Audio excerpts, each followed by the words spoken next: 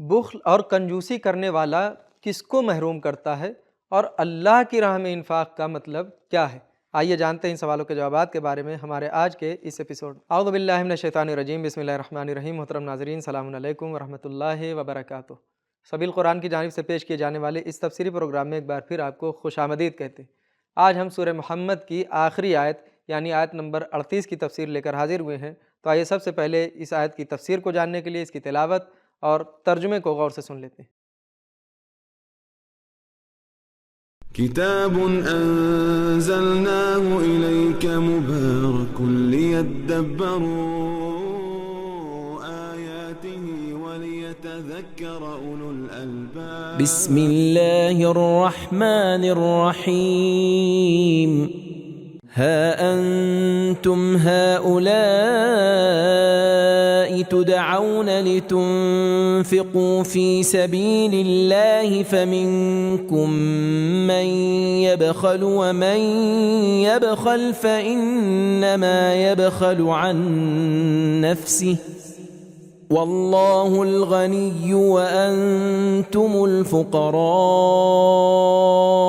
وإن تتولوا يستبدل قوما غيركم ثم لا يكونوا أمثالكم۔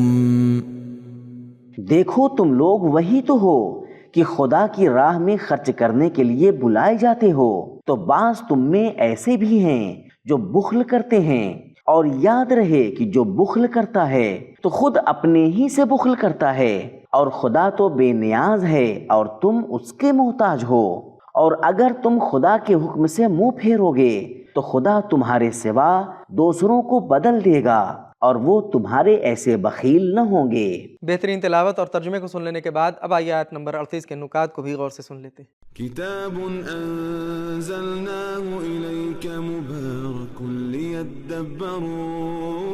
پچھلی دو آیتوں میں اللہ نے فرمایا لا یسألکم اموالکم، یعنی ہم تمہارے مال کے طلبگار نہیں ہیں، جبکہ اس آیت میں اللہ انفاق کی دعوت دے رہا ہے اور مال مانگ رہا ہے، تو ان آیتوں کو آپس میں کیسے ہم آہنگ کیا جائے؟ جواب، لا یسألکم اموالکم سے مراد یہ ہے کہ اللہ تمہارے ایمان اور ہدایت کے بدلے تمہارے مال کا تقاضا نہیں کرتا، اور نہ ہی اللہ کو تمہارے مال کی کوئی ضرورت ہے، لیکن اس آیت میں انفاق کی دعوت اس لیے دی جا رہی ہے کہ سماجی انصاف قائم ہو، معاشرے میں محبت اور بھائی چارہ پیدا ہو، اور طبقاتی فرق اور کینہ ختم ہو جائے، کیونکہ اگر یہ ختم نہ ہو تو معاشرہ انتقام، نفرت اور فساد کی طرف چلا جاتا ہے۔ اس لیے انفاق کی دعوت انسانوں کی اپنی بھلائی اور معاشرتی نظام کی بقا کے لیے ہے۔ اس لیے اللہ نے فرمایا جو بخل کرے گا وہ اپنے ہی نقصان میں ڈالے گا، اللہ تو بے نیاز ہے۔ تفاسیر میں آیا ہے کہ نبی اکرم صلی اللہ علیہ وآلہ وسلم سے پوچھا گیا وہ کون سی قوم ہے جو بخل نہیں کرے گی؟ آپ صلی اللہ علیہ وآلہ وسلم نے سلمان فارسی رضی اللہ تعالی عنہ کے کاندھے پر ہاتھ رکھ کر فرمایا وہ سلمان کی قوم ایرانی لوگ ہیں، اس ذات کی قسم جس کے قبضے میں میری جان ہے، اگر ایمان ثریا ستارے پر بھی جا پہنچے تو فارسی قوم کے لوگ اسے حاصل کر لیں گے۔ تفاسیر مجمع البیان، المیزان، نمونہ، کبیر فخر رازی، مراغی، روح المعانی اور شبر۔ تربیت کے طریقے میں مختلف مراحل ہیں۔ الف، پہلے مخاطب کو متوجہ اور خبردار کرنا، ہا انتم، بے، پھر دعوت دینا، تدعون، جیم، پھر دلیل دینا، من یبخل فإنما یبخل عن نفسہ، دال، پھر بات کو دہرانا اور قطعی طور پر بیان کرنا، واللہ الغنی وانتم الفقراء، آخر میں حجت تمام کرنا اور وارننگ دینا، وَإِن تَتَوَلَّوْا يَسْتَبْدِلْ۔ نکات کو سن لینے کے بعد اب آئیے دیکھتے ہیں کہ سورہ محمد کی آخری آیت ہمیں کیا پیغامات دیتی ہے۔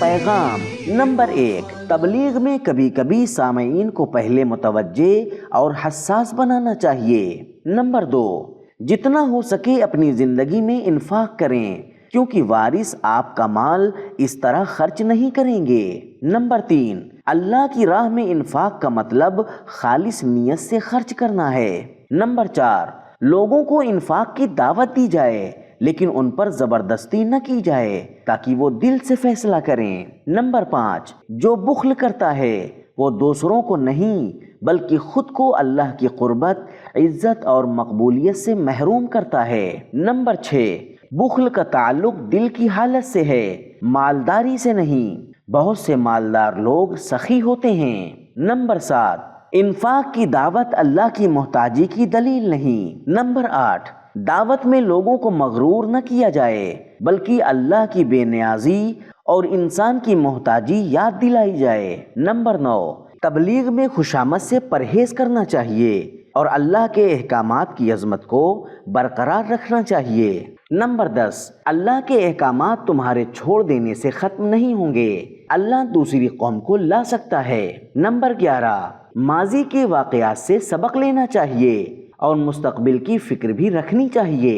نمبر 12، انفاق سے منہ موڑنا ایسا جرم ہے جس پر اللہ کسی قوم یا حکومت کو مٹا سکتا ہے۔ نمبر 13، تربیت میں بعض اوقات سخت تنبیہ اور دھمکی کی ضرورت ہوتی ہے۔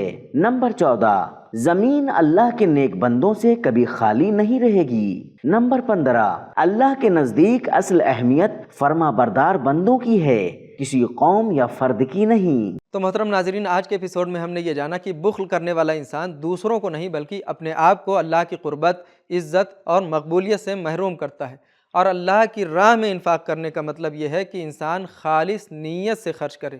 تو یہ تھے ہمارے سوالوں کے جوابات۔ بہت جلد حاضر ہوں گے ایک اور سورہ کی تفسیر کے ساتھ، تب تک کے لیے شکریہ، خدا حافظ۔ سبیل قرآن، قرآنی سماج کی پہچان۔